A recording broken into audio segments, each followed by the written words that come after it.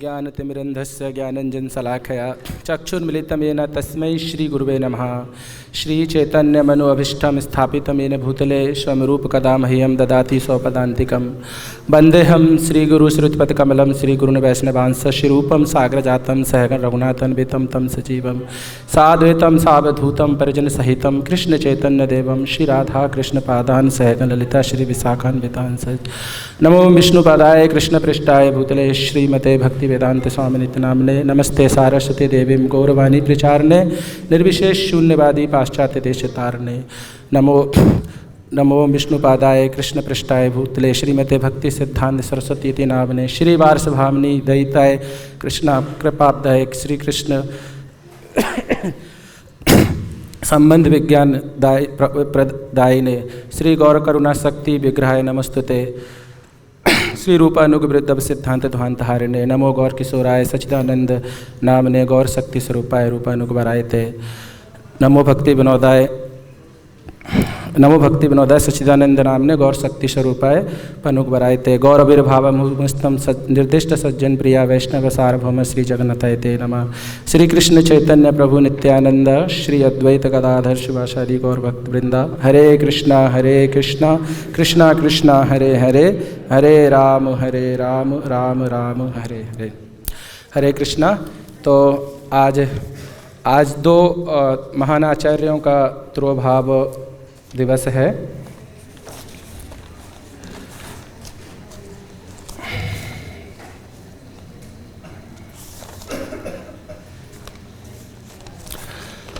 तो आज पहले जो आचार्य हैं जगन्नाथ दास बाबा जी महाराज, जो हमारी परंपरा के बहुत महान आचार्य हैं, और दूसरे जो आचार्य हैं श्री रसिकानंद प्रभु भी हमारी परंपरा के बहुत महान आचार्य हैं।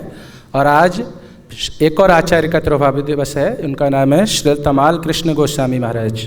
उनका भी तिरोभाव उत्सव है आज। तो उनका तो 10:30 बजे से हम लोग यहाँ पे ग्लोरिफिकेशन सुनेंगे उनके शिष्यों के द्वारा और श्रीला प्रभुपाद जी के शिष्यों के द्वारा। तो हम उनके विषय में डिस्कस नहीं करेंगे क्योंकि ऑलरेडी प्रोग्राम फिक्स है उनके लिए। तो हम लोग दो आचार्यों का प्रमुख आज जीवन चरित्र के बारे में चर्चा करेंगे। तो हम लोग पहले प्रयास करेंगे कि हम सर्वप्रथम किन के बारे में सुनेंगे आप? जगन्नाथ दास बाबा जी महाराज के बारे में कि रसिकानंद प्रभु के बारे में? हाँ, आज जगन्नाथ दास बाबा जी महाराज का तिरोभाव दिवस है। तो किन के बारे में सुनना चाहते हैं आप लोग? क्योंकि विशाल जीवनी है। बहुत अच्छा है। तो ऐसे बोलते हैं, एक जो प्रपन्नामृत नाम का ग्रंथ है, श्रीला प्रभुपाद जी उसको प्रपोट में लिखते हैं, प्रभुपाद जी उसको कोट करते हैं। तो उसमें एक श्लोक है, उसमें बताया जाता है, ये श्रीला अनंताचार्य कहते हैं, या प्रीतिर आसित सततम भगवन नाम कीर्तने सा स्यात् प्रीतिर तद भक्ता नाम संकीर्तने च भा। अनंताचार्य जी कहते हैं इस श्लोक के माध्यम से कि जो प्रीति हमें भगवान श्री कृष्ण के संकीर्तन करने में आती है, जो प्रीति हमें भगवान के नाम संकीर्तन में आती है, जो प्रेम है कि हमें भगवान का नाम संकीर्तन करना है, उनको ग्लोरी उनका महिमा का गुणगान करना है, सा स्यात् प्रीति तत् भक्ता नाम संकीर्तने च भा। वैसे ही प्रीति हमें किन के प्रति होनी चाहिए? भगवान के भक्तों के विषय में कीर्तन करने के प्रति। अर्थात जो हमारा ध्येय भगवान के प्रति है, उतना ही ध्येय किन के प्रति होना चाहिए? भगवान के भक्तों के प्रति। जैसे कि आदि पुराण में श्लोक आता है, भगवान स्वयं अर्जुन को कहते हैं, ये में भक्त जना पार्थ न मे भक्ताश्च ते जनः मद भक्ता नाम चाहिए भक्तास्त में भक्त तमामता। भगवान कहते हैं कि देखिए, जो लोग कहते हैं ना कि मेरे भक्त हैं, डायरेक्ट बोलते हैं कि मैं कृष्ण का भक्त हूँ, तो भगवान बोलते हैं कि वो मेरे भक्त नहीं है। लेकिन जो लोग बोलते हैं कि मैं भगवान आपके भक्तों का भक्त हूँ, तो भगवान बोलते हैं कि सही में वही लोग मेरे भक्त हैं। जैसे कि शिव जी भी पार्वती माता को बोलते हैं पद्म पुराण में, आराधनाम सर्वेशाम विष्णु आराधनाम परम तस्मात् क्या है? परतरम तस्मात् परतरम देवी तदीयानाम समर्चनम। तदीयानाम मतलब भक्तों की अगर सेवा करना ही भगवान की सेवा के समान है। और श्री चैतन्य चरितामृत में स्वयं कृष्णदास कविराज गोस्वामी लिखते हैं महाप्रभु के विषय में कि जब महाप्रभु बोलते थे भक्तों के विषय में तो उनके पंचमुख हो जाते थे। भक्तों का जब गुणगान करते थे चैतन्य महाप्रभु भगवान, तब उनके पांच मुख हो जाते थे। भक्तेर महिमा प्रभु कहिते पाए सुख, भक्तेर महिमा कहिते है पंचमुख। भगवान को इतना सुख मिलता था जब वो भक्तों की महिमा का गुणगान करते थे तो उनके कितने मुख हो जाते? 5 मुख हो जाते। अर्थात भगवान बोल रहे हैं कि भक्तों का गुणगान 5 मुखों से करना चाहिए, अर्थात कंटिन्यूस करते रहना चाहिए। इसका अर्थ ये है, रुकना नहीं चाहिए। अगर भक्तों के गुणगान करने की बारी आए तो करते रहना चाहिए, ऐसा है। तो श्रीला जगन्नाथ दास बाबा जी महाराज के विषय में कई सारे लोगों का कई सारा निरूपण है। शिला भक्ति सिद्धांत सरस्वती महाराज के कई सारे शिष्यों ने उनकी जीवनी को लिखा है और उनके जन्म के संबंध में कुछ मतभेद है। कुछ भक्तगण कहते हैं कि उनका जन्म बांग्लादेश में हुआ और कुछ कहते हैं नहीं पश्चिमी बंगाल में हुआ। तो जो भी हो, तो कुछ भक्त कहते हैं कि उनका जन्म 1770 ईस्वी में हुआ और कुछ कहते हैं नहीं 1778 में हुआ।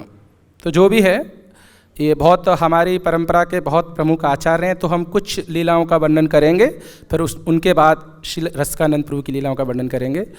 तो बाबा जी महाराज, जगन्नाथ दास बाबा जी महाराज जब महाप्रभु की अंतरंग लीला को, महाप्रभु जब अपनी अंतरंग लीला को समापन कर लिए और फिर उसके बाद 3 प्रभु आए और उसके बाद जो प्रचार कार्य था, कुछ अपसंप्रदायों के कारण प्रचार कार्य रुक गया।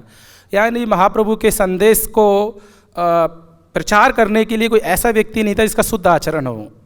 और वो लोग जो प्रचार कर रही थी, जो संप्रदाय या जो महाप्रभु के विषय में बोलते थे, उनका आचरण इतना गंदा था कि कोई भी सभ्य व्यक्ति महाप्रभु के आंदोलन के प्रति आकर्षित नहीं होता था। तो उस समय ऐसा समय था, सब लोग बोलते थे अरे इन लोगों को क्या हो गया है, ये लोग इतने पाखंडी हैं। महाप्रभु का नाम लेके गौरांग बोल के सब लोग लूट मार करते थे, वैश्यावृत्ति करते थे उस समय। तो उस समय महान आचार्य के रूप में जगन्नाथ दास बाबा जी महाराज सभी वैष्णवों के प्रमुख थे, सभी वैष्णवों के मुकुटमणि थे। सभी वैष्णवों ने उनको अपना हेड बनाया था वृंदावन में। और ये जगन्नाथ दास बाबा जी महाराज का नियम था कि 6 महीना वृंदावन में रहेंगे और 6 महीना नवद्वीप में रहेंगे। जो कोई व्यक्ति अगर नवद्वीप में और वृंदावन में भेद करता है तो बाबा जी महाराज से पाखंडी बोलते थे कि पाखंडी है, क्योंकि दोनों में कोई भेद नहीं है, वृंदावन में और नवद्वीप में। तो इसी बात को दिखाने के लिए बाबा जी महाराज क्या करते थे, 6 महीना नवद्वीप में रहते थे और 6 महीना वृंदावन में रहते थे, इसी चीज़ को दिखाने के लिए। और उनके बहुत सारे शिष्य थे। ऐसा वर्णन आता है कि उन्होंने जो दीक्षा लिया वो मधुसूदन बाबा जी महाराज जो सूर्यकुंड में रहते थे। आप कभी सूर्यकुंड जाएंगे तो आप देखेंगे मधुसूदन दास बाबा जी महाराज सिद्ध बाबा हुए। तो कुछ भक्तगण कहते हैं कि उन्होंने उनसे दीक्षा लिया, कुछ कहते हैं नहीं एक जगदानंद नाम के एक बाबा जी महाराज हुए, उन्होंने उनसे दीक्षा लिया। कोई कहते हैं कि कृष्णदास बाबा जी महाराज से उन्होंने दीक्षा लिया। तो जो भी है, शिक्षा गुरु दीक्षा गुरु अनेक हो सकते हैं, उसमें कोई वो नहीं है। तो इस तरह से माना जाता है कि मधुसूदन दास बाबा जी महाराज से दीक्षा लिया। और उनके बहुत सारे शिष्य हुए, जैसे कि भगवान दास बाबा जी महाराज, गौर हरिदास बाबा जी महाराज, कदम खंडी में हरे कृष्णदास बाबा जी महाराज हुए। और इनके जो पर्सनल जो शिष्य थे उनका नाम आता है बिहारी लाल, जो ब्रजवासी थे। तो ऐसा वर्णन आता है कि 3 दिन तक, ऐसा कहते हैं भक्तगण, 3 दिन तक बाबा जी, हफ्ते में 3 दिन तक बाबा जी निर्जला उपास करते थे, उसके बाद ही कुछ खाएंगे। सोचिए, ये उनकी, मैं जब जीवनी पढ़ रहा था अलग अलग जगह से, मेरे पास बहुत सारी जीवनी रखी हुई है अलग अलग लोगों से जो मैंने प्राप्त किया, तो उसमें ऐसा वर्णन आता है। तो जब बाबा जी महाराज ब्रज में रहते थे तो उनका जो मुख्य स्थान था रहने का वो था सूर्यकुंड। आप सबको पता है सूर्यकुंड एक विशेष स्थान है, कृष्ण राधा कृष्ण की अंतरंग लीलाओं का प्लेस है। तो बाबा जी महाराज वहीं पे रहते थे। तो जब सूर्यकुंड के उस समय बहुत ज़्यादा कुछ डेवलपमेंट नहीं था, बहुत झाड़ियाँ थीं, तो किसी तरह से वो कुछ झाड़ियों में किसी तरह से भजन करते रहते थे। जब वहाँ के लोगों ने देखा कि बाबा जी महाराज तो सिद्ध बाबा हैं, तो उनके लिए कुछ एक मंदिर बना दिया। जब मंदिर और कुछ बना दिया, छोटा सा रूम, तो बाबा जी बोले कि देखो ये मंदिर तो हमारे लिए नहीं होता, मंदिर तो भगवान के लिए होता है, तो भगवान को यहाँ आना चाहिए। तो इन्होंने बिहारी को बोला, बिहारी आप जाओ आप जाओ और डोनेशन कलेक्शन करो और एक भगवान की सुंदर सी प्रतिमा लेके आओ इधर। तो चले गए, तो अलग अलग जगहों पे जहाँ जहाँ बाबा जी ने महाराज इनको भेजा था, तो वो कटुआ गए, जो बंगाल में कटुआ नामक स्थान है जहाँ महाप्रभु ने संन्यास धारण किया था, वहाँ पे गए और वहाँ पे अनेक लोगों से इसमें नाम वर्णित है, अलग अलग लोगों से अलग अलग राशि इकट्ठी की और फिर उस राशि को व्यय करके उन्होंने एक सुंदर गौर निताई को लेके आए बंगाल से और स्थापित किया सूर्यकुंड में। वो गौर निताई इतने सुंदर थे कि वो सोने के जैसे दिखते थे। तो सब ब्रजवासी उन्होंने उनको क्या कहना स्टार्ट कर दिया, स्वर्ण गौरांग। क्या बोलते थे, ये स्वर्ण गौरांग हैं। अब क्या था, स्वर्ण गौरांग की चर्चा चारों तरफ फैल गई कि बाबा जी महाराज इतना सारा भंडारा कराते हैं। उस समय वर्णन आता है कि जीवनी में लिखा हुआ है कि 3000 रुपये कितने होते थे उस समय, सोचिए। बाबा जी महाराज ने 3000 रुपये वैष्णवों को प्रसाद खिलाने में व्यय कर दिए। तो सब लोग चोर भी खाने आए थे, तो वो लोग देखे यार बाबा जी बड़े मेरे, इन पास बहुत पैसा होगा, तो एक काम करते हैं रात में लूट लेते हैं। तो रात में आ गए, सारा चोरों का ग्रुप आ गया।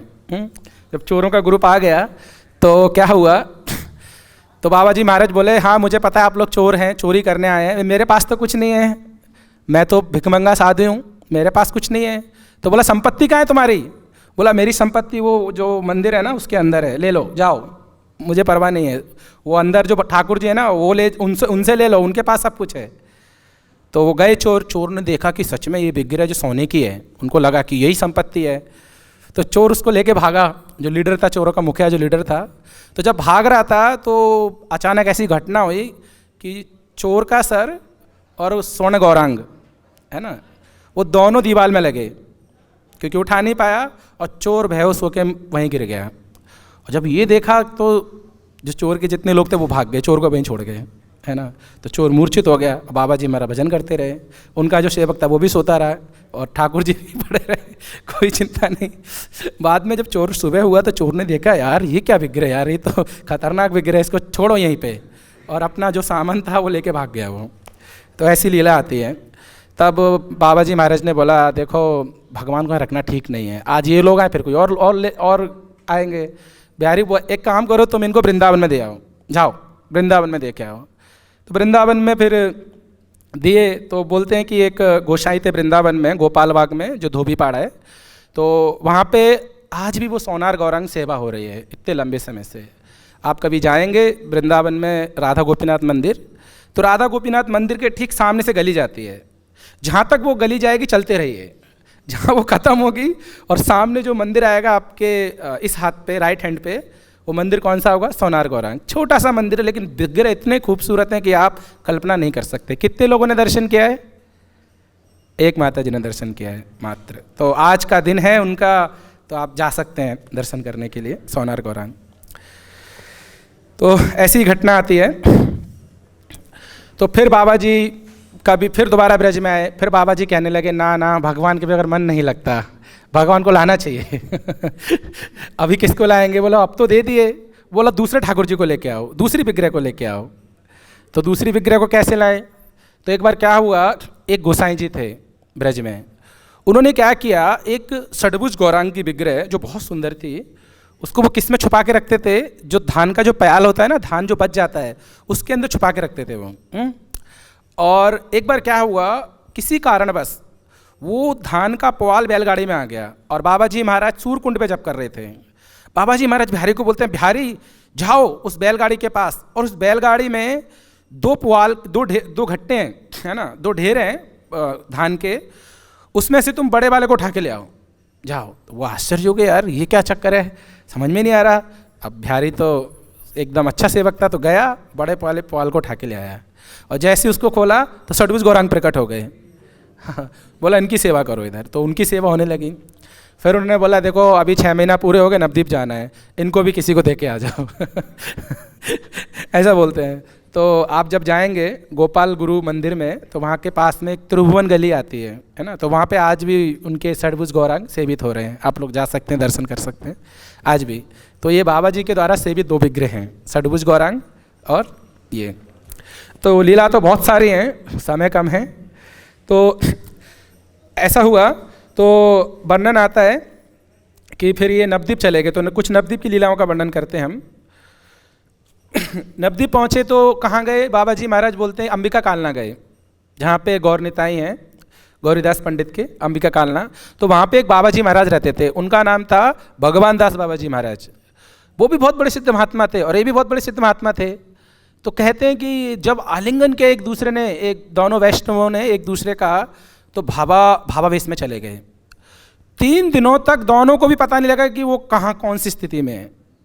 और उनके दोनों के सेवक विष्णुगुप्त और बिहारी, 3 दिन हो गया वो राधा कृष्ण की लीलाओं का चिंतन कर रहे हैं समाधि में बैठ के। 3 दिन के बाद जब वह स्थिति आई तो बिहारी से पूछते हैं बाबा जी महाराज, बिहारी तुम्हारा हेल्थ ठीक है ना, तुमने कुछ खाया कि नहीं खाया? बिहारी बोलता है, प्रभु आप मेरे गुरुदेव हैं, जब तक आप कुछ नहीं खाएंगे तो मैं कैसे खा सकता हूँ। तो उस समय आधी रात थी। तो बाबा जी बोलते देखो अभी तो शाम ढली है ना, कोई बात नहीं, अभी तो शाम ढली है ना, 12 बज रहे थे, लेकिन अभी शाम ढली है ना, चिंता मत करो। तब एक व्यक्ति आता और बहुत सारा प्रसाद का सामग्री देके जाता है बाबा जी महाराज को। तब बिहारी को बोलते हैं, बिहारी आराम से खाओ। खा के सब लोग ने प्रसाद खाया, बाबा जी महाराज ने खाया 3 दिन के बाद, और फिर सब लोग सो गए। ऐसा वर्णन आता है। तो बोलते हैं कि जब बाबा जी महाराज चतुर्मास करते थे तो कैसे करते थे, सुनिए। तो चतुर्मास करते थे तो एक जब पहला मास में वो क्या खाते थे, 4 पकियों केले। बस एक दिन में क्या खाएंगे, बस कुछ नहीं खाएंगे, 4 पकियों केले खाएंगे, पूरा हो गया, पहला महीना पूरा करेंगे 4 पकियों केलों के द्वारा बस। दूसरे महीने वो क्या करते थे, दूसरे महीने वो 1 पका अमरूद खाते थे हर दिन, बस 1 पका अमरूद खा लिया, हो गया। ये बाबा जी महाराज का स्टैंडर्ड है, फॉलो मत करना। देखिए कभी कभार कभी कभार क्या होता है ना, भक्त लोग कुछ कथा सुनते हैं तो फॉलो करने लग जाते हैं तुरंत, उनके जैसा आचरण करने का प्रयास करते हैं। पर कभी भी है ना, किसी महान संत के कार्यों का कभी भी अनुकरण नहीं करना चाहिए। अपने गुरु महाराज ने जो आदेश दिया है ना, 16 माला ध्यानपूर्वक करना, उसको कर लो, बस खत्म होगी सारी बात, है ना। तो ऐसा तीसरे महीने वो केवल एक कप छाछ पीते थे बस। तीसरा महीना कैसे करते थे वो, 1 कप छाछ पीते थे। और चौथे महीने बोलते हैं केवल केला के पत्ते जो होते हैं ना, केला के पेड़ में, उसको उबाल लेते थे और उसका जो जूस होता था पी के रहते थे। ये 4 महीना उनका ऐसा हर साल बीतता था, 4 महीने। तो ये आता है। तो एक बार उन्होंने सोचा कि मुझे मंत्र प्रश्चरण करना है। मंत्र प्रश्चरण मतलब मंत्र सिद्धि पाना है। तो मंत्र सिद्धि पाने के लिए कहाँ गए वो, ना तो वृंदावन आए ना नवद्वीप आए, वो ऋषिकेश गए। बोला मैं ऋषिकेश जाना है।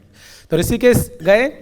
तो बाबा जी महाराज ने कैसे मंत्र प्रश्चरण किया, तो सुबह से लेके शाम तक किसी से कुछ बोलेंगे नहीं, केवल जप करते रहेंगे, हरे कृष्ण कृष्ण कृष्ण हरे हरे, हरे राम राम राम हरे हरे।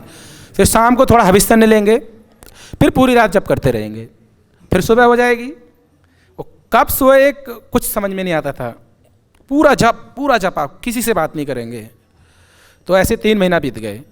तो बिहारी को बोला, बिहारी देखो मेरे व्रत का कितना फल आया है, तुम दिख रहा है? बोला बाबा जी महाराज कुछ भी नहीं दिख रहा मुझे तो बस वही दिख रहा है जो आप हविष्य खाते हैं, और कुछ नहीं दिख रहा है। ऐसा हुआ। उसके बाद क्या हुआ, 5 महीना हो गए। जब 5 महीना हो गए तो फिर जगन्नाथ दास बाबा जी महाराज बोले, देखो बिहारी अब मुझे समझ में आ गया कि भजन किससे कहते हैं। ये है भजन की सिद्धि। कोई भी साधक यदि भजन में सिद्धि पाना चाहता है तो उसे इसी तरह व्रत का पालन करना चाहिए। ये बाबा जी महाराज बोले एक नियम पूर्वक कि हाँ मुझे ऐसा करना है। बाबा जी महाराज बोलते थे अक्सर अपनी शिक्षाओं में कि ये कोई व्यक्ति ने, अगर गुरु महाराज ने अगर बोला है कि आपको 16 माला करना है, ठीक है, मान लीजिए कि आपका थोड़ा तबीयत खराब है, हो ही जाता है, तो आप सोचते हैं कि नहीं अभी हो नहीं पाएगा मेरे से। तो बाबा जी महाराज बोलते नहीं, चाहे जान चली जाए लेकिन उसको पूरा करके ही सोना है। ये बाबा जी महाराज बोलते थे।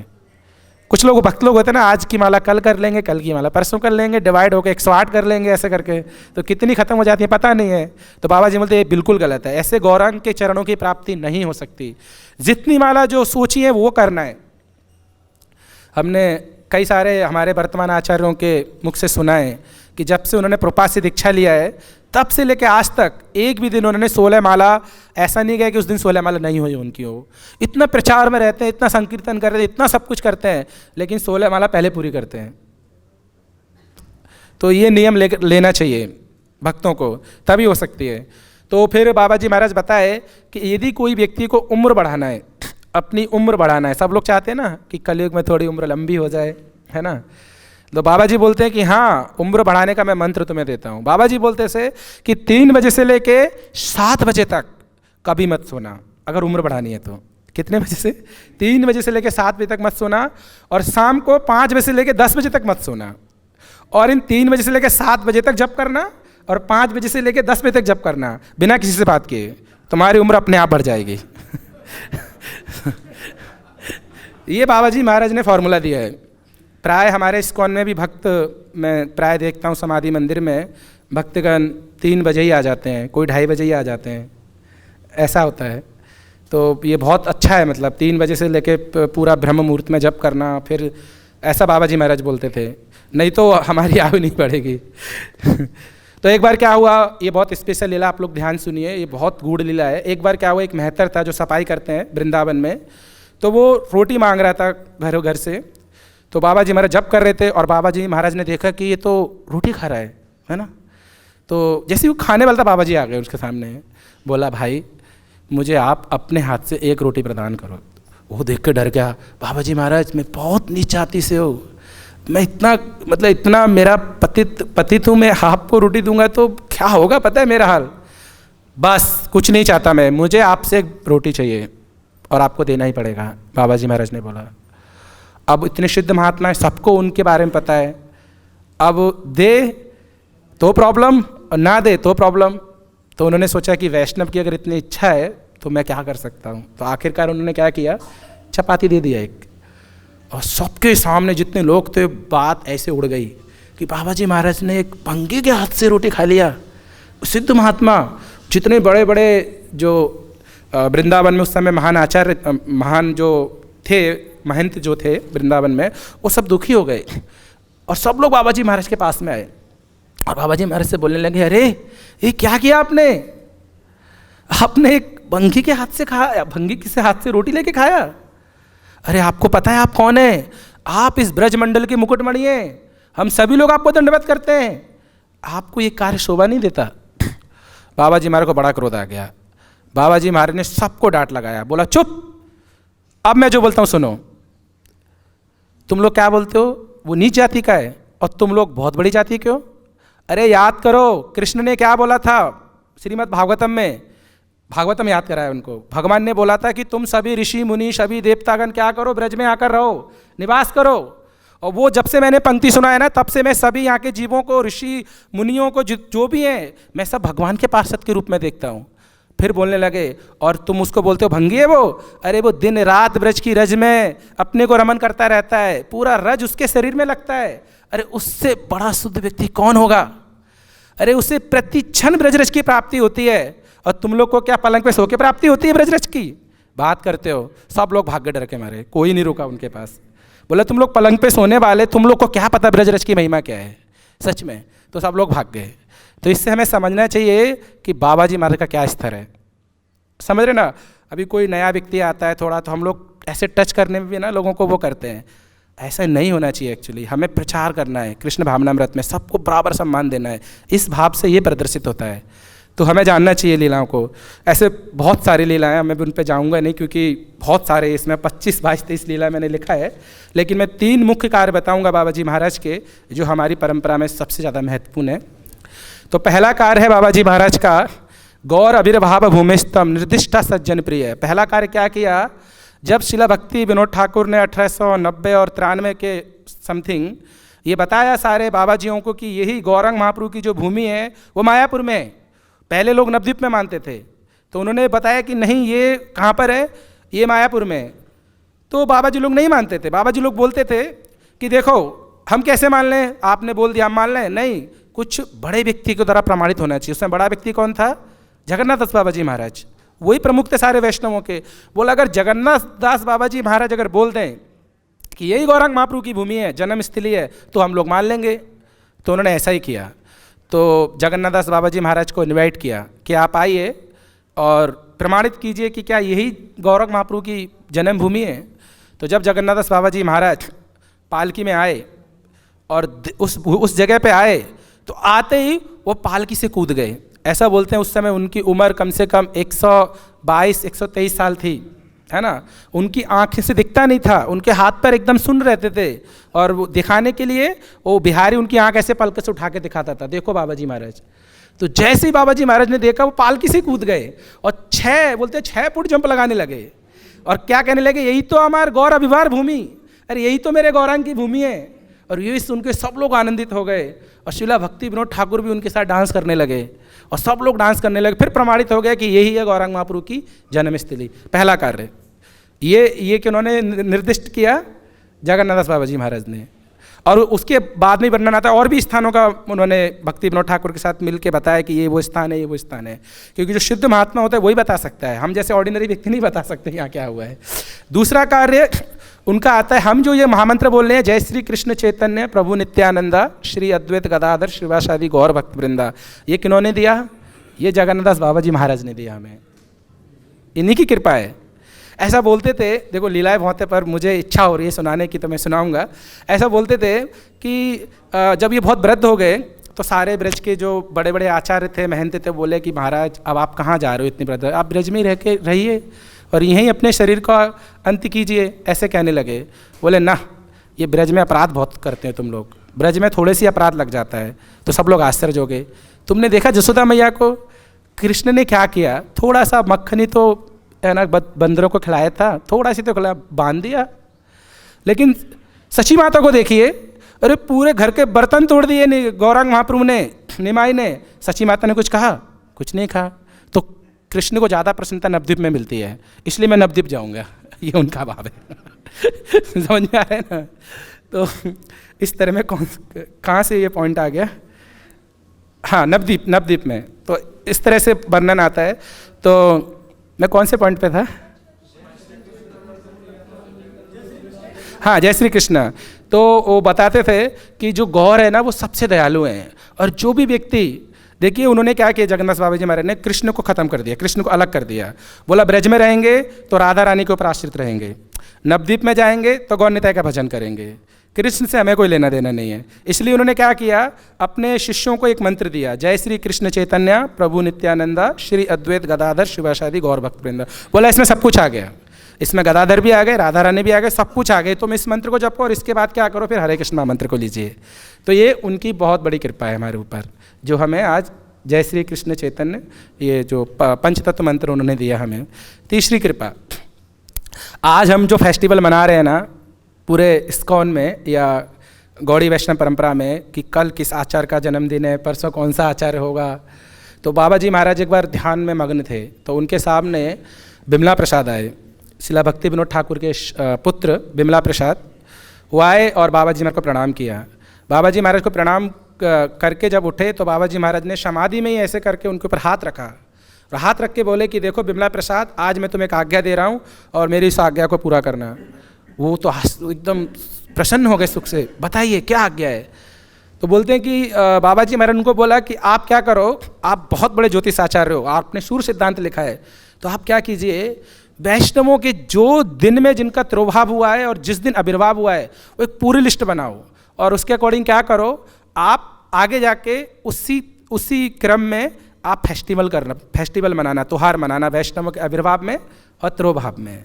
तो उन्होंने ये आज्ञा को श्रोधार्य किया बाबा जी महाराज से, और फिर भक्ति सिद्धांत ठाकुर ने कुछ ही समय के बाद, ऐसे बोलते हैं उस समय बिमला प्रसाद जी की जो आयु थी भक्ति सिद्धांत ठाकुर की 12 वर्ष थी, तो उसके कुछ ही समय बाद उन्होंने क्या किया, एक पूरा कैलेंडर तैयार कर दिया, जो आज हम वैष्णव कैलेंडर जो हम उठाते हैं ना इस्कॉन से, वो कैलेंडर। तो ये भी किनकी कृपा है? जगन्नाथ दास बाबा जी महाराज की कृपा। तो ये 3 महान कार्य, जिनके जो 3 महान कार्य हैं, इनके लिए सदा वैष्णवगण ऋणी रहेंगे, गौड़ी वैष्णव परंपरा के सदा ऋणी रहेंगे। तो हम प्रार्थना, देखो बहुत सारी लीलाएं, लेकिन मैं नहीं कर रहा हूँ क्योंकि रसकानंद प्रभु के विषय में बोलना है, मुझे बोला गया है एक ही के विषय मत बोलना, दोनों के विषय में बोलना। तो मैं क्षमा कीजिए।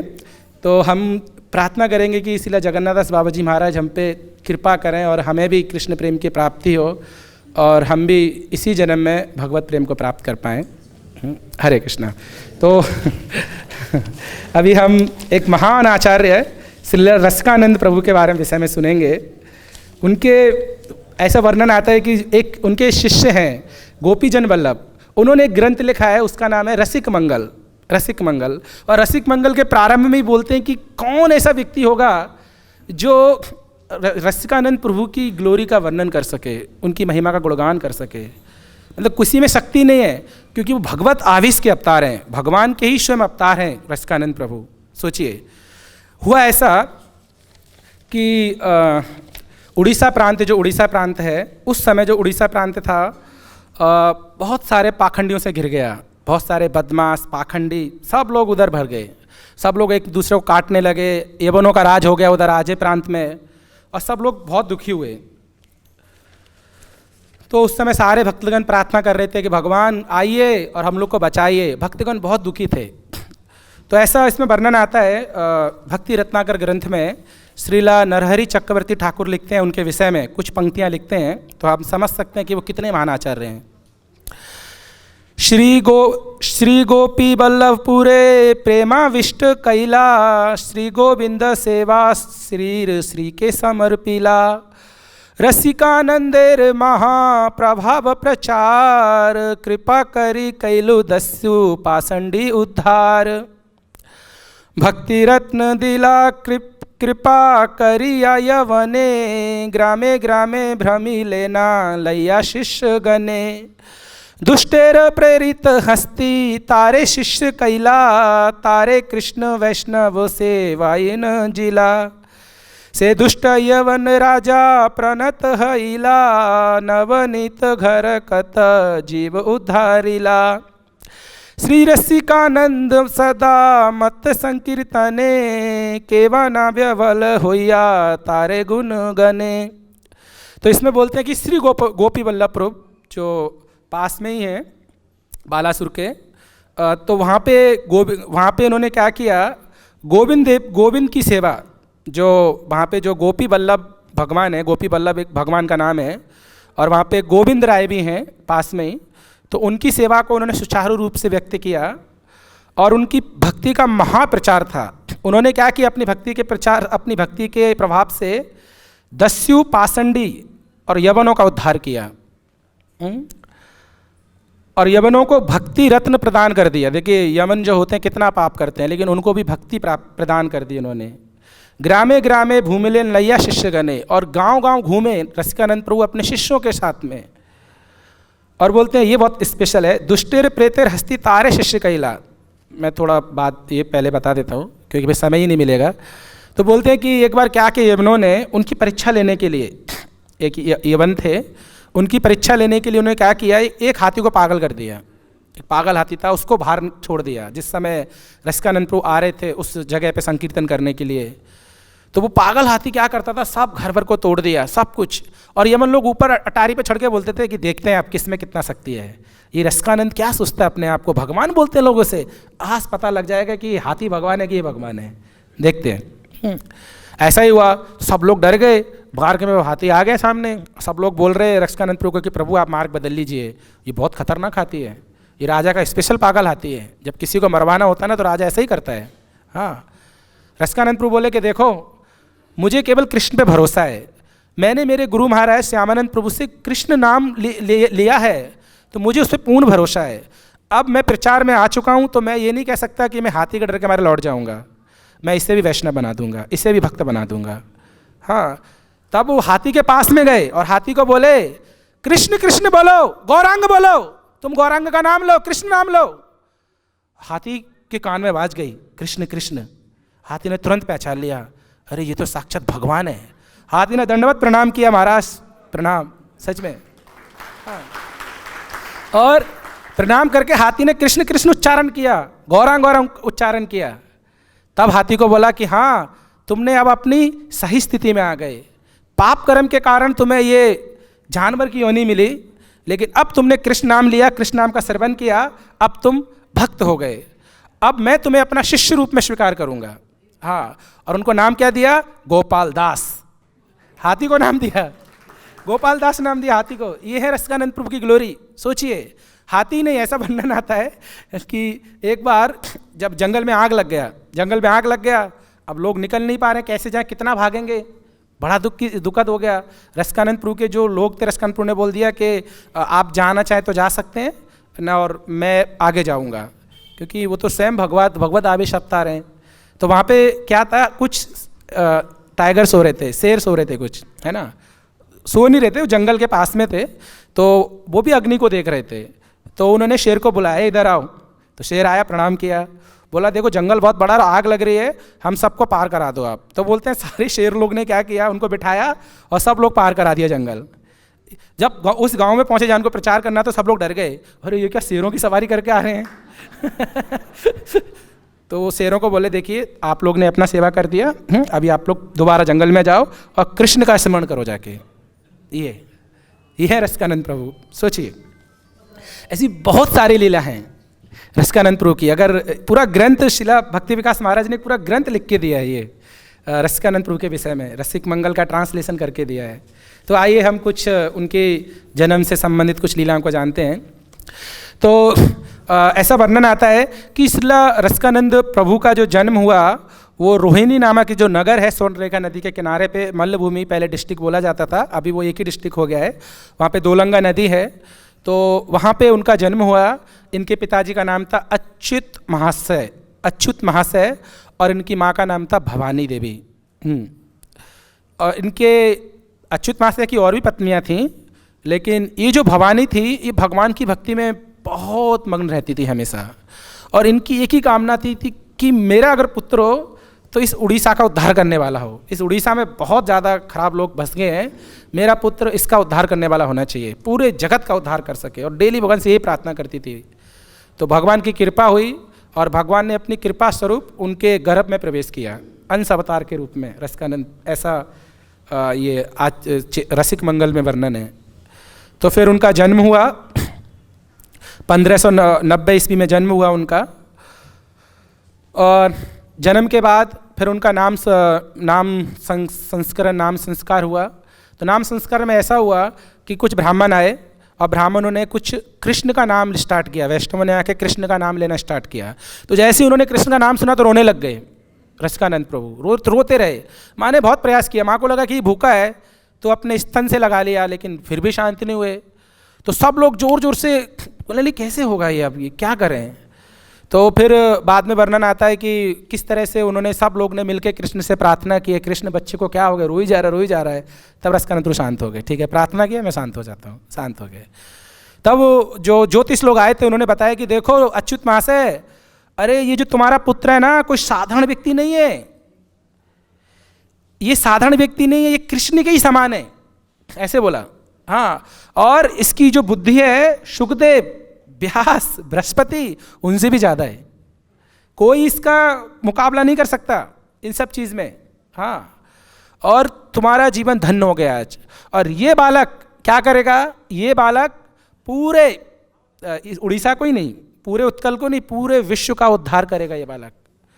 ये सुन के तो बहुत खुश हो गए अच्युत महाशय, इतने खुश हो गए वो ज्योतिष को बोले देखो मैंने आपको नामकरण करने बुलाया था, लेकिन मैं प्रेम से है ना इसको एक नाम देना चाहता हूँ, अगर आप लोग की मेरे ऊपर कृपा हो तो आप कोई नाम मत देना, मैं ही मेरा नाम दूंगा अभी इसको। तो बोलते मुरारी, उनको नाम क्या दिया, मुरारी नाम हो गया उनका, मुरारी नाम हुआ। लेकिन शुरू से ही जब भी कोई कृष्ण बोल देता इनके सामने तो कृष्ण कृष्ण कह के गिर पड़ते बचपन में ही। बचपन में बच्चा कैसे बोलते ना कृष्ण कृष्ण कृष्ण, गिर जाते थे वो इस तरह से।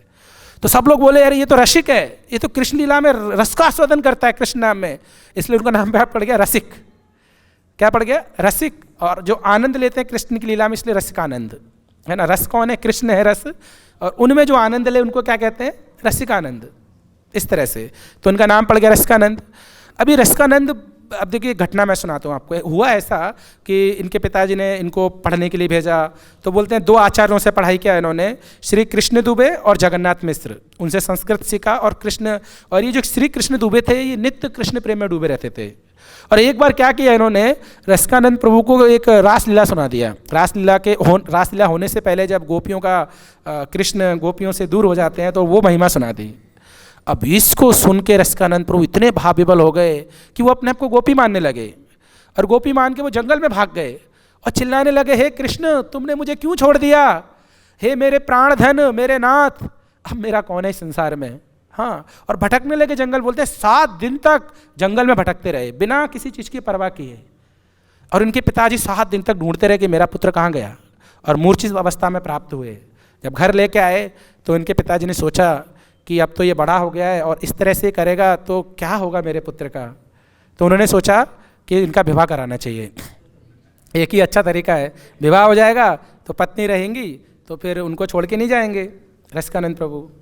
तो बोलते हैं कि इनकी पत्नी जो थी ना वो भी कोई कम नहीं थी। बोलते हैं कि एक लड़की थी, उसका नाम था इच्छा देवी। जब से उसने जन्म लिया तब से कृष्ण कृष्ण बोलती थी वो। हाँ सेम, जब से कृष्ण कृष्ण बोलती थी। और 5 साल की उम्र से जब उसको समझ में आया कि उसको विवाह करना होता है और एक लड़की को घर जाना होता है, पति के पास रहना होता है, तो वो कृष्ण से यही बोलती थी, कृष्ण अगर आप मुझे पति देना चाहते हो ना तो अपने ही जैसा देना, जिसकी सेवा मैं है ना जन्म जन्मांतर कर सकूं, जन्म जन्मांतर मैं उनकी सेवा कर सकूं, इस तरह से। तो उनका नाम इच्छा देवी था और वो बलभद्र की कन्या थी। तो एक बार जब बलभद्र को बुलाया इन्होंने, क्योंकि ये लोग जमींदार थे तो आते रहते थे, तो बलभद्र ने जब पहली बार रसिक मुरारी को देखा तो देख के आश्चर्यचकित हो गए, और आश्चर्यचकित ही नहीं हुए, मूर्छित होकर गिर गए। तब वो पानी डाल के उठाया तो बोला क्या हो गया आपको। बोला ये बालक कौन था। बोला यही तो मेरा पुत्र है जिसके विषय में आपको बता रहा। बोला नहीं, ये तो साक्षात, ये तो करोड़ों कामदेवों को भी सुंदरता को खत्म करने वाला ये बालक। हाँ, तो बोलते कि मेरी जो पुत्री है इच्छा देवी ये उसी के योग्य है। मैं इतनी जगह ढूंढा लेकिन आज तक मुझे कोई मेरी पुत्री के लिए वर नहीं मिला, लेकिन तुम्हारे पुत्र को देख के मैं डिसाइड कर लिया हूँ कि मेरी पुत्री का विवाह आपके पुत्र के साथ ही होगा। ये सब सुना अच्युत महाराज ने तो एकदम खुशी हो गए, क्योंकि वो तो उसी लिए ढूंढ रहे थे किससे विवाह होगा, तो एकदम खुश हो गए। तो विवाह का प्रबंध किया गया। रसिक मुरारी ने अपने माता पिता की बात को स्वीकार किया विवाह के लिए, लेकिन बीच में इच्छा देवी के जो पिताजी थे वो शरीर छूट गए, उनका शरीर छूट गया, वैकुंठ चले गए। उसके बाद में फिर उनके जो छोटे भाई थे सदाशिव ऐसा वर्णन आता है, उन्होंने शादी का पूरा प्रबंध किया। और रसिक मंगल ग्रंथ में वर्णन आता है कि जो कोई व्यक्ति अगर रसिकानंद प्रभु की विवाह का वर्णन सुनता है तो वो कभी इस भौतिक जगत के जन्म जन्मांतर के चक्कर में नहीं फंसेगा। इतना स्पेशल है ये। तो सोचिए भक्तों का जो कार्य होता है ना, उनको कभी भी हमें ऐसा नहीं समझना चाहिए अरे ये तो साधु महात्मा बनते थे को विवाह कर लिया, ऐसा नहीं सोचना चाहिए। भक्त कौन किस भाव में क्या सेवा करेंगे कुछ नहीं पता किसी को, समझ रहे ना आप। इसलिए कभी भी भक्तों को है ना इस तरह का निंदा नहीं करना चाहिए, कभी भी, ना माता जी को ना प्रभु जी को, है ना। लेकिन जगन्नाथ बाबा जी महाराज के विषय में बता रहे थे कि वो सभी जो बाबा जी लोगों को धिक्कारते थे। क्यों धिक्कारते थे कि उन्होंने संन्यास लिया था सब बाबा जी ने, बाबा जी वेश में रहते थे, लेकिन स्त्रियों का संग करते थे, वैश्याओं का संग करते थे, वैश्यव्रती करते थे, तो धिक्कारते थे। लेकिन कोई स्त्री उनके पास आती थी बाबा जी महाराज के पास में, तो उनको क्या कहते थे कि ये मेरी वृषभानु नंदिनी है। सोचिए उनका स्तर, ये राधा रानी है। क्या सोचते थे, क्या कहते थे पराई स्त्री को, वो राधा रानी, ये है उनका स्तर। सोचिए चाणक्य पंडित ने क्या बोला कि माता के समान समझना है पराई स्त्री को, है ना, जो माता मातृपद परदारेषु परद्रव्येषु लोष्टवत्। लेकिन जगन्नाथदास बाबा जी महाराज ने क्या बोला, नहीं, उनको राधा रानी के समान समझना है। कितना स्तर है देखिए, यहीं से शुरुआत हुई। इसलिए क्योंकि दोनों आचरणों का सेम वो है, तो ये विवाह हुआ उनका।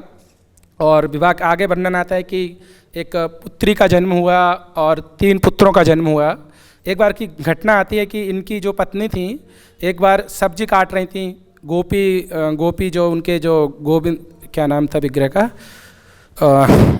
गोपी वल्लभ भगवान के लिए बना रहे थे, भोगा बनाने के लिए प्रिपेयर कर रही थी। तभी इनका जो बालक था छोटा रोने लग गया ज़ोर ज़ोर से, बहुत ज़ोर ज़ोर से रोने लगा।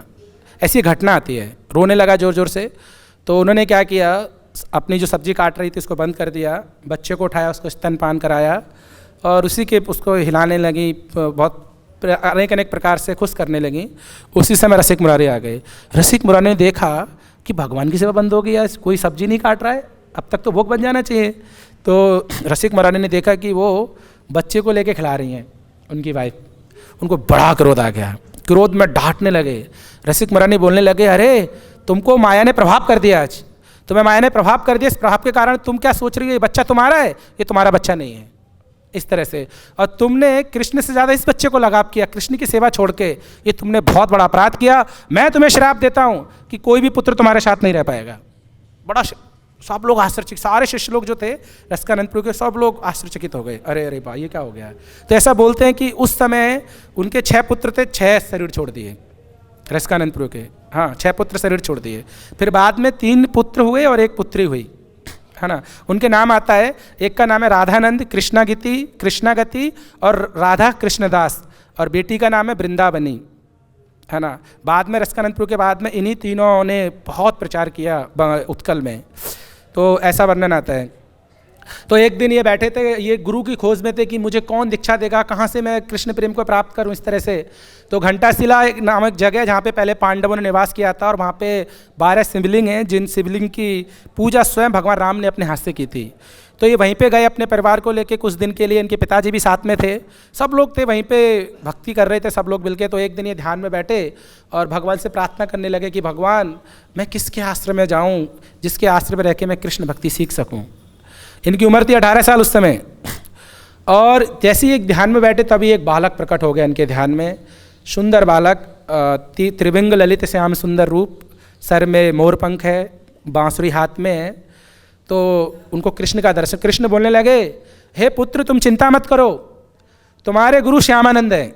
कौन है तुम्हारे गुरु? श्यामानंद, वो अभी ब्रज में है और तुम्हारा उद्धार करने के लिए वो ब्रज से उत्कल आएंगे, तुम चिंता मत करो, तुम केवल उन्हीं के चरणों का ध्यान करो।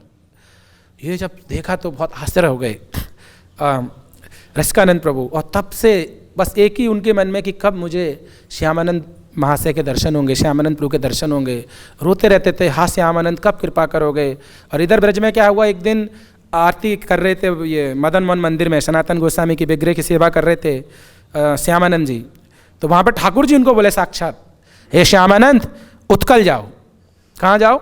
उड़ीसा जाओ, और उड़ीसा में एक भक्त है रसिकानंद, उसके साथ मिलके क्या करो, उसको अपना शिष्य बनाओ और पूरी उड़ीसा का उद्धार करो जाके, ये मैंने तुम्हें दे दिया डिपार्टमेंट।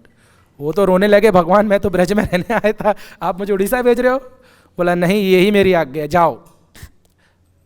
सोचिए, तो हम सोच सकते हैं कि रसिकानंद प्रभु का क्या भक्ति है। सोचिए, भगवान ने भेजा श्यामानंद प्रभु को, जाओ उनके पास में। तो गए श्यामानंद प्रभु।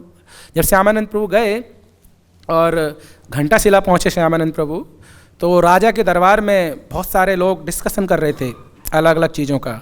और उस समय जब ये श्यामानंद प्रभु एंट्री किए तो सबके चेहरे फीके पड़ गए। वहाँ बहुत सारे अलग अलग कर्म मीमांसा के उपासक, बहुत सारे लोग थे जो अलग अलग फिलॉसफी बात करते थे, लेकिन भक्ति करने वाला कोई नहीं था। और रसिकानंद प्रभु थे, ये भक्ति एक बात भक्ति थे, और सब लोग ऐसे ही रहते थे। जब श्यामानंद प्रभु ने प्रवेश किया तो सब लोग चुप हो गए, और राजा ने बोला कि आप कौन हैं।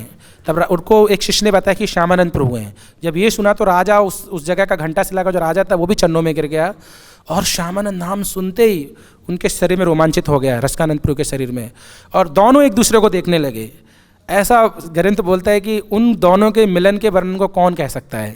वो जो मिलन हुआ श्यामानंद प्रभु का, रसिकानंद प्रभु का, मैं अगर करोड़ों मुख से भी बोलूँ, रसिक मंगल जो ग्रंथ के अच्छा जो लेखक वो बोलते हैं कि मैं करोड़ों मुख से भी बोलूँ वो भी कम पड़ जाएगा मेरे लिए उनकी ग्लोरीफाई करना, कि कितना सुंदर दोनों का श्री विग्रह था, रसिकानंद प्रभु का और उनका श्यामानंद प्रभु का। तब श्यामानंद प्रभु के चरणों में लौट गए और बोलने लगे कि प्रभु मैं आपका दास बनना चाहता हूँ, और मुझे वृंदावन अपने साथ ले चलो। मैं इस भौतिक जगत में रहना नहीं चाहता, मैं तंग हो चुका हूँ इस घर की लाइफ से, ये वो, मुझे कृष्ण चाहिए, कृष्ण के बिना नहीं रह सकता मैं। तब श्यामानंद प्रभु ने उनको हृदय से लगाया और कहा कि नहीं नहीं, आप चिंता मत कीजिए, कृष्ण आपके पास में ही है, कहीं दूर नहीं जा रहे। हमें क्या करना है, इस उत्कल प्रांत का उद्धार करना है। यहाँ बहुत सारे पाखंडी हो गए हैं, पाषंडी हो चुके हैं, सब लोग कृष्ण को भूल चुके हैं। मेरी आज्ञा है, तुम क्या करो, यहाँ कृष्ण भक्ति का प्रचार करो। तब से उन्होंने प्रचार स्टार्ट किया, और इनके जो प्रचार है वो इतना प्रभावशाली है कि आप लोगों ने कभी सुना भी नहीं होगा, इस तरह का प्रचार किया इन्होंने। मैं एक घटना सुनाऊंगा। इनके संबंध में 2 लोग थे, एक का नाम था भीम, एक का नाम था सीकर। भीम और सीकर ये गोप जाति के थे, गोप जाति मतलब ऐसी जाति के थे, और इनके जो संबंधी थे वो लोग सब कृष्ण की सेवा करते थे। लेकिन ये दोनों इतने डिग्रेडेड हो गए कि इनको समझ में ही नहीं आता था कि देवी देवता कौन है, भगवान कौन है। ये लोग क्या करते थे, सब पे जानवरों की बलि चढ़ाते थे, इतने पापी हो चुके थे ये लोग, और सबको भला भुला कहते थे, सबको लूट मार करते थे। तो सब लोग ने बोला रसिकानंद प्रभु को, रसिकानंद प्रभु देखिए जो धारंदा जो जिला है ना, धारंदा, उसमें आपके रिलेशन में आते हैं वो लोग, और ये भीम और सीकर यदि आपने इनका उद्धार कर दिया ना, पूरा धुरंधर भक्त हो जाएंगे, सब लोग भक्ति कर लेंगे क्योंकि लीडर है वहाँ के। तो बोला कि ठीक है, श्यामानंद प्रभु का स्मरण करके गए आगे। तब गए तो क्या हुआ, वहाँ पे बहुत बड़ी असेंबली थी राजा की, और अलग अलग बहुत बड़े बड़े प्रकार के विद्वान आए थे, बहुत ज्ञानी भट्टाचार्य, जिनको है ना बहुत ज्ञान था शास्त्रों का। तो वो लोग आए तो सब लोग अपना अपना डिस्कस सुनो। वहाँ पे राजा के पास में ही इन दोनों का स्थान था, भीम और शिखर का। इतने बड़े लोग थे, लूट लूट के धर राजा को देते थे, राजा भी कुछ नहीं कहता था उनसे, है ना, राजा भी खुश रहता था उनसे। तो जब ये रसिकानंद प्रभु आए तो सब लोग आश्चर्य हो गए उनके तेज को देख के, प्रभाव को देख के, रसिकानंद प्रभु के प्रभाव को देख के। और सब लोग बोलने लगे, अरे इस व्यक्ति के प्रभाव को तो देखो, आज सूर्य चंद्रमा का भी तेज फीका इसके सामने, ऐसे करके बोलने लगे। कोई बोलने लगा, अरे साक्षात सारे देवी देवता मिलकर एक प्रकट हो गए इधर। कोई बोलने लगा, स्वयं कामदेव आ गए इधर। इस तरह से राजा अपनी सीट से खड़ा हो गया उनके इस प्रभाव को देख के, और राजा ने उनको चरण धोए। राजा ने इतना प्रभाव, सब लोग उनका गुणगान करने लग गए। और फिर उनको आसन बोला कि आप मेरे आसन पर बैठिए। राजा ने बोला, रसिकानंद प्रभु कि नहीं, राजा की सीट मैं नहीं ले सकता, मैं साइड में बैठूंगा। साइड में बैठे। तब सब लोग ने प्रार्थना की कि आप कौन हैं, कैसे पधारे, बताइए। तो कुछ लोगों को पता था ये अच्युत महाशय के पुत्र हैं, कई लोग मिल नहीं पाए थे उनसे। जब उन्होंने बताया कि मैं अच्युत महाशय का पुत्र हूँ, श्यामानंद मेरे गुरु हैं, ये सुनकर सब लोग शांत हो गए। सब लोग ने दंडवत किया उनको कि आज एक शुद्ध भक्त से हमारा संगति हो गया। तब उन्होंने प्रवचन किया। भीम और शिखर भी वहाँ बैठे थे, सुनिए, है ना। वो प्रवचन करने लगे कि देखिए, मैं आज तुम्हें एक रहस्य बताता हूँ। आप लोग क्या कीजिए, अपने आप की एक ही काम कीजिए, कुछ भी करो, केवल कृष्ण भक्ति को मत छोड़ो। तुम कुछ भी करो, कृष्ण ही एकमात्र उपास्य है, सब कुछ छोड़ो। ये कर्म मीमांसा सांख्य ये सब छोड़ो, तुम लोग केवल कृष्ण का भजन करो।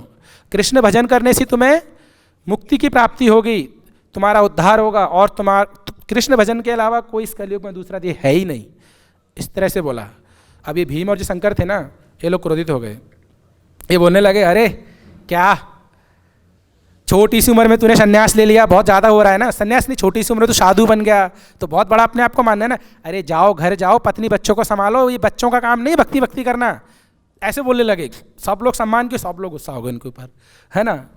तब रसिकानंद प्रभु बोले कि ठीक है, मैंने सुना है तुम लोग भी बहुत बड़े पंडित हो, है ना, और तुम्हारा ग्रुप भी बहुत बड़ा पांडित्य का इधर है। मैं सबको चैलेंज करता हूँ, मेरे से शास्त्रार्थ करो। यदि तुम लोग सब एक बार भी, अगर एक पॉइंट भी मेरे से जीत गए, मैं सबको छोड़ दूंगा, मैं तुम्हारा फॉलोवर बन जाऊंगा।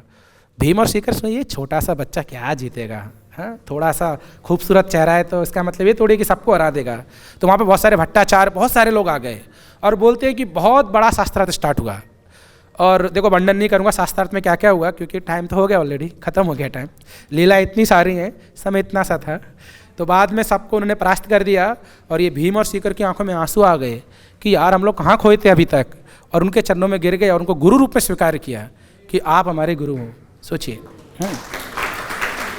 तो बहुत महान, मतलब अब देखिए, मुझे बोला गया कि टाइम पे ख़त्म करना है और दोनों के विषय में बोलना है, तो मैंने टाइम पे भी ख़त्म करी, दोनों के विषय में बोल दिया ठीक है, हरे कृष्णा।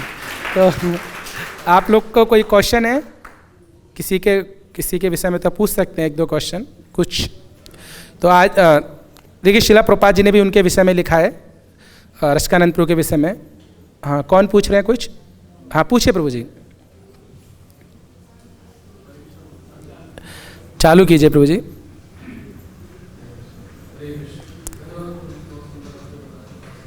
मुझे सुनाई नहीं दे रहा, आप खड़े होकर बोल दीजिए जोर से।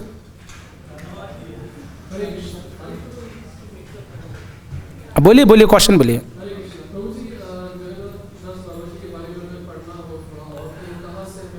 मेरे से ले लीजिए, हैं, खुश रहे, क्योंकि आप लोग ढूंढ नहीं पाएंगे। मैं बहुत सालों की प्रैक्टिस कर रहा हूँ कि कहीं कहीं से लेते लेते आप लोग परेशान हो जाएंगे, चिंता मत कीजिए, मेरे से ले लीजिए, ठीक है। और कुछ, और कोई क्वेश्चन किसी को? हाँ माता जी बोलिए। और वैष्णव कैलेंडर और महाप्रभु का जो जन्मस्थान, उसका प्रकट किया जगन्नाथ दास बाबा जी महाराज ने। 3 कार्य। जगन्नाथ दास बाबा जी महाराज की लीला बहुत है, अगर आप लोग आधे घंटा देंगे तो मैं आधे घंटा सुनाता रहूँगा। सुनेंगे? चलो ठीक है, सुनेंगे आप लोग? ठीक है। हाँ,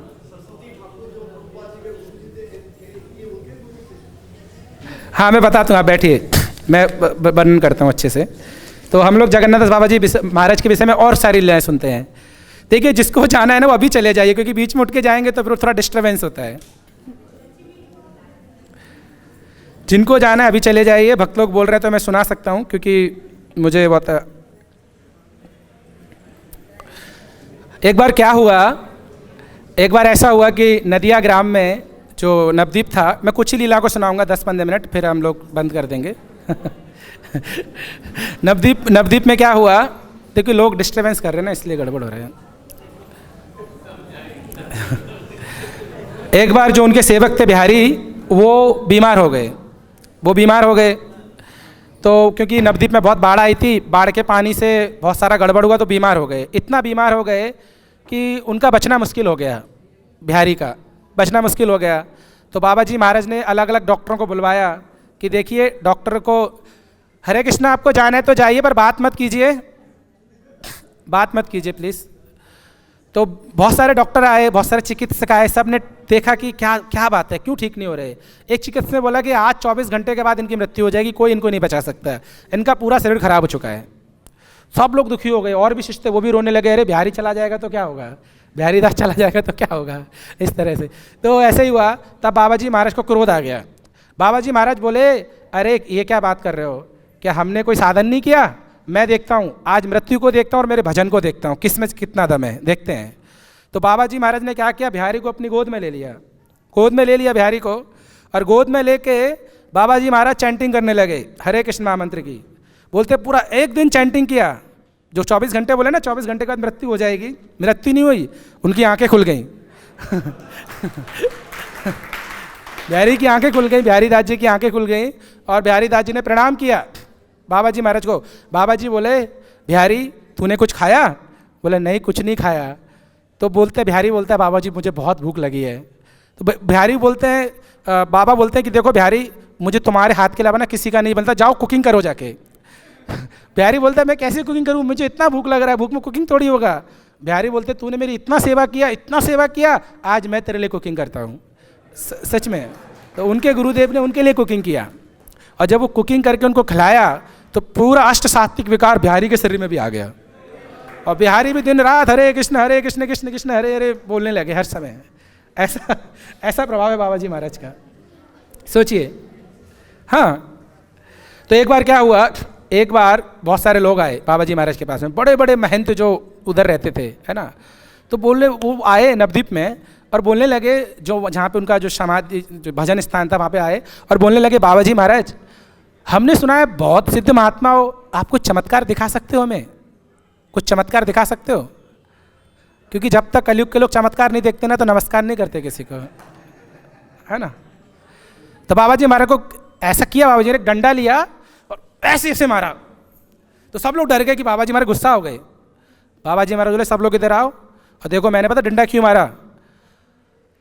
ये लोकनाथ गोस्वामी जी को समाधि है गोकुलानंद मंदिर में, एक तुलसी का पेड़ है, और उस तुलसी को है ना खाने जा रही है बकरी, मैंने बकरी को उठाने का डंडा मारा है, जाओ चेक करके आओ बकरी खा रही थी कि नहीं खा रही थी, जाओ।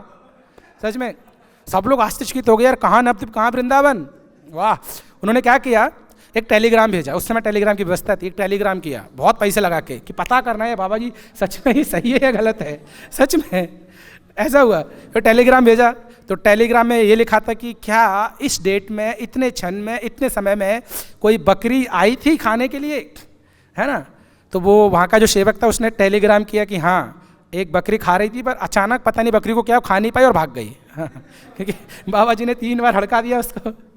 तो फिर वो सब बाबा जी के चरणों में गिर गए, बोला बाबा जी हमसे गलती हो गया, हमें क्षमा कर दो। तो बाबा जी ने यही बोला, तुम लोग सब कलयुग के लोग हो, तुम लोग सब कलयुग के लोग हो, हैं, इसलिए क्या कहते हैं मैंने तुम्हें चमत्कार दिखाया। तो ऐसा वर्णन आता है। तो एक बार क्या हुआ,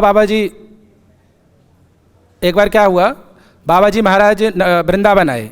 जब वृंदावन बाबा जी महाराज आए तो खादिरवन जो है ना वहाँ पे रहने लगे, और खादिरवन के आसपास आज भी कुछ नहीं है, पहले भी कुछ नहीं था, एक कुआं था वहाँ पे, उसी के नज़दीक रहने लगे। बिहारी जी और सेवक भी थे बाबा जी के साथ में, बोलने लगे, बाबा जी महाराज यहाँ तो कुछ व्यवस्था है नहीं खाने पीने की, हमारा क्या होगा? बोला कुछ नहीं होगा, हम भजन करेंगे, कुछ नहीं होगा, हाँ कुछ नहीं होगा। तो बोलते हैं कि 3 दिन हो गए भजन करते करते, बिहारी की तो स्थिति मरने जैसी हो गई, है ना। तो बाबा जी बिहारी की तरफ देखते हैं, हाँ कुछ प्रॉब्लम है, तो बिहारी को बोला आज भोजन आ जाएगा, चिंता मत करो, है ना, आज भोजन आएगा। तो वहाँ पे एक ब्रजवासी है, उन्होंने देखा कि ये लोग 3 दिन से फास्टिंग कर रहे हैं। तो वो ब्रजवासी ने अपने दूर गांव में बोला और बहुत सारे लोग अलग अलग प्रकार की सामग्री लाने लगे। बोला इतने सिद्ध महात्मा कि 3 दिन तक एक ही जगह बैठ के नाम जप कर रहे हैं। तो बहुत सारे लोग उनको अलग अलग प्रकार की सामग्री दिए। इस तरह से एक बार क्या हुआ, नवद्वीप में बरसात होने लगी ज़ोर से, नवद्वीप में बरसात होने लगी। तो बरसात इतनी होने लगी कि अभी क्या करें, कुछ व्यवस्था नहीं हो सकती। तो बाबा जी महाराज बोलते हैं बिहारी से, बिहारी अब प्रसाद की व्यवस्था कैसे होगी, बारिश हो रही इतनी जल्दी। हाँ, तो बिहारी बोलता है मुझे तो कुछ नहीं पता बाबा जी महाराज, मैं बारिश में जाऊँ तो फिर से बीमार हो जाऊँगा सब गड़बड़ हो जाएगा। तो बोलते भजन करो। तो बोलते हैं उसी समय 2 व्यक्ति आए और बोलते हैं 50 किलो चूड़ा और दही लेके आए, 50 kg, और बाबा जी महाराज के चरणों में समर्पण किया। बोला बाबा जी महाराज आपको ही देने आ रहे थे, थोड़ा लेट हो गए बारिश के कारण आप इसको लीजिए। बिहारी आश्चर्य हो गया देख के, अरे वाह। एक बार क्या हुआ, बाबा जी महाराज जब भी कुछ धन बन आता था ना तो ऐसे ही दान कर देते थे। तो बिहारी को लगा अरे यार कुछ बाबा जी महाराज कुछ मतलब इकट्ठा नहीं करते पैसा, क्योंकि कभी मुसीबत में का तो मुझे भटकना पड़ता चारों। तो उन्होंने क्या किया, 200 रुपया थे, उन्होंने 18 रुपया अलग कर दिए, है ना, और वो बाबा जी महाराज के पास रख दिए। तो बाबा जी महाराज बोले क्या बिहारी 18 रुपये कहाँ है बिहारी बड़ा आश्चर्य हो रहा है, इनको दिखता भी है क्या इनकी तो आंखें बंद रहती हैं हमेशा बिहारी वो बोले बाबा जी महाराज जी 18 रुपये हैं। बोला टोटल 200 हुए ना, हाँ बोला 200 हुए। बोला अभी काम करो, ये 200 रुपये लेके मार्केट में जाओ और खूब सारा गुलाब जामुन छेना सब लेके आओ। बोला बाबा जी महाराज फिर क्या करना है उस गुलाब जामुन छेना का, आप तो खाते नहीं। बोला मुझे नहीं खाना है, नवद्वीप में जितनी गैया है ना गाय उन सबको खिला दो, जाओ मेरी आज्ञा है बिहारी आश्चर्य हो गया, जैसी आज्ञा वो इतना सारा लाया और सब लोग को खिला दिया तो ऐसी सी लीलाएं आती हैं। हाँ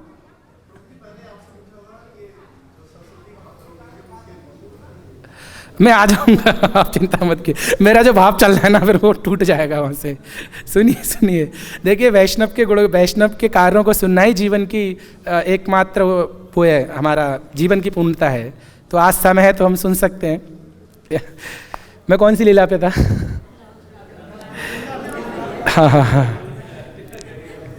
हाँ एक बार क्या हुआ, बाबा जी महाराज जब प्रसाद लेते थे तो नवद्वीप में कुछ पिल्ले रहते थे, कुछ जो पिल्ले होते हैं ना बच्चे, कुत्ते के बच्चे, वो आके क्या किए बाबा जी महाराज का प्रसाद वो भी उस थाली में खा रहे हैं, वो भी खा गए।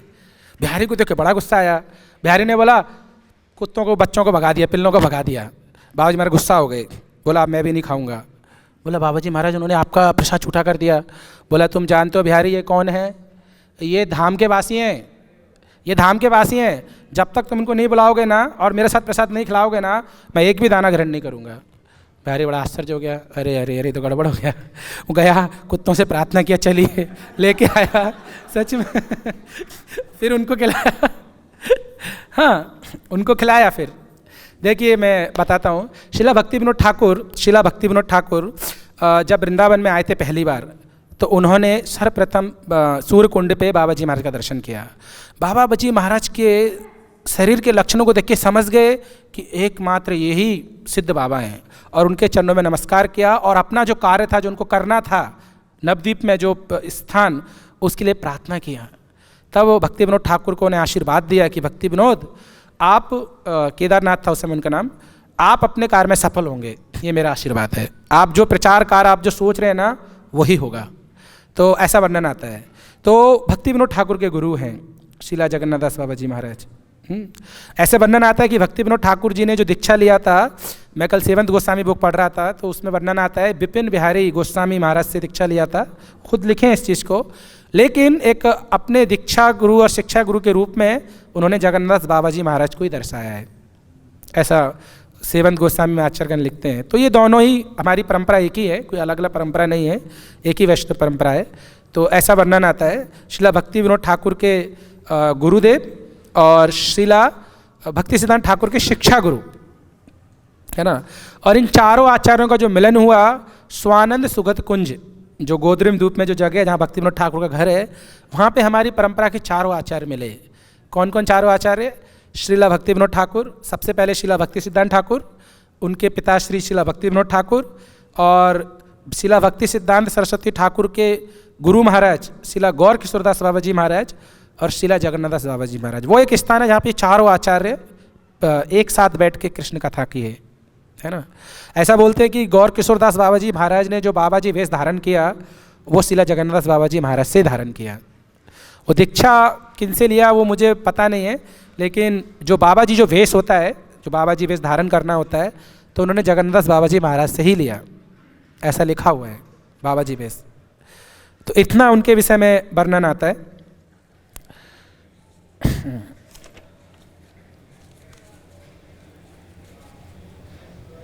एक बार क्या हुआ, बिहारी इनको लेके जा रहा था, टोकरी में लेके जा रहा था, ठीक है। टोकरी में जब लेके जा रहा था बिहारी, तो अचानक क्या हुआ, रास्ते में जा रहे थे तो एक शेर सो आए।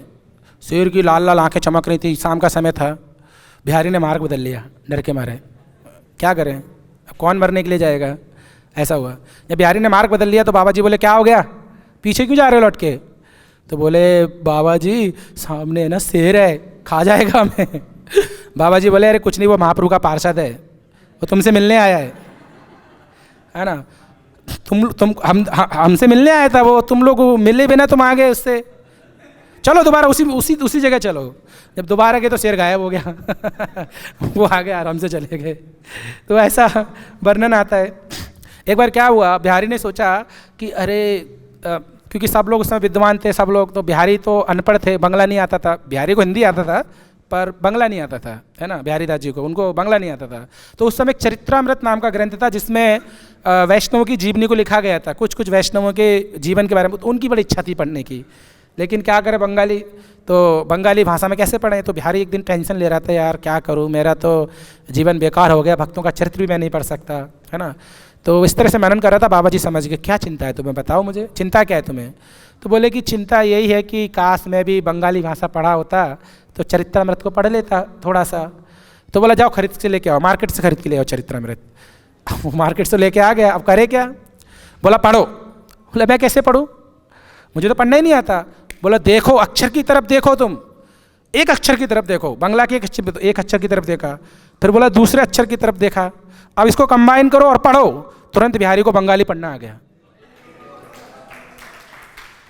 सब लोग आश्चर्य हो गए, बोला हिंदी भाषी बंगाली पढ़ने लगे वो एक क्षण में, बाबा जी महाराज की कृपा के थ्रू। सोचिए, है ना। मैं कंक्लूड करूंगा क्योंकि दूसरा प्रोग्राम भी है इधर, है ना, एक लीला और सुना के। ऐसा हुआ क्योंकि अभी तमाल परम पूज्य तमाल कृष्ण महाराज का मुझे याद आ गया, क्योंकि वो पूरा सजावट वगैरह करना है सर, उसके लिए समय जाएगा, उनकी शिष्यगण है इधर। तो एक बार क्या हुआ, शिला जगन ये बोले, इनको बोले, बिहारी को बोले, बिहारी तुमने मेरी इतना सेवा किया, बहुत सेवा किया तुमने मेरी, है ना। मैं तुम्हें एक बैलगाड़ी भर के धन देना चाहता हूँ, एक बैलगाड़ी भर के धन में तुम्हें देना चाहता हूँ, तुम उसको स्वीकार करना, है ना। बिहारी सोचने लगा, अरे बाबा जी तो फकीर हैं, ये धन कहाँ से देंगे मुझे, है ना। तो बोले अरे ये मत सोचो कि फ़कीर हूँ, मैं अभी गौर नेताई को बोलूँगा तुम्हें पूरा संपत्ति दे देंगे, हाँ, लेकिन फिर ऐसा होगा कि तुम्हें संपत्ति को ले लो या मुझे ले लो, तुम्हें फिर डिसाइड करना पड़ेगा, देख लेना। वो डर गया बिहारी, बोला नहीं नहीं मुझे संपत्ति नहीं चाहिए, मुझे आप चाहिए। बाबा जी महाराज ने हृदय से लगा लिया, बोला मैं तुम्हारी परीक्षा ले रहा था, हाँ। बाबा जी ने हृदय से लगा लिया और बाबा जी महाराज को आशीर्वाद देते हैं, बोलते हैं कि बिहारी आज मैं तुमसे प्रसन्न हो गया क्योंकि तुमने अपने गुरु को चुना, है ना, तुमने धन को नहीं चुना, हाँ। मैं तुम्हें आशीर्वाद देता हूँ। क्या आशीर्वाद दिया, कलयुग में तुम्हारी उम्र 200 साल होगी। कितनी होगी, 200 साल तक तुम कृष्ण नाम का प्रचार करोगे, और कभी भी तुम्हारे जीवन में भौतिक वस्तुओं की कमी नहीं रहेगी, और राधा कृष्ण का प्रेम तुम्हें प्राप्त होगा। ये आशीर्वाद दिया बिहारी को, बिहारी दास को आशीर्वाद दिया। और बिहारी दास ने जब ये आशीर्वाद जैसे ही अपने गुरु से लिया, तुरंत बिहारी के शरीर में अष्ट सात्विक विकार हो गया, कृष्ण कृष्ण कृष्ण कह के, गौरांग गौरांग कह के चिल्लाने लगे। हाँ हाँ मैं समझ गया, फिनिश हो गया, मैं वही बोला उन लोग को। ये लोग सुनने के बाद इच्छुक थे, थोड़ा सुना दिया। हाँ हाँ, हरे कृष्णा, धन्यवाद। आप लोग के चरणों में कोटि कोटि प्रणाम। आपने इतना सब सुना, मेरे से कोई गलती हो तो क्षमा करना। हरे कृष्णा।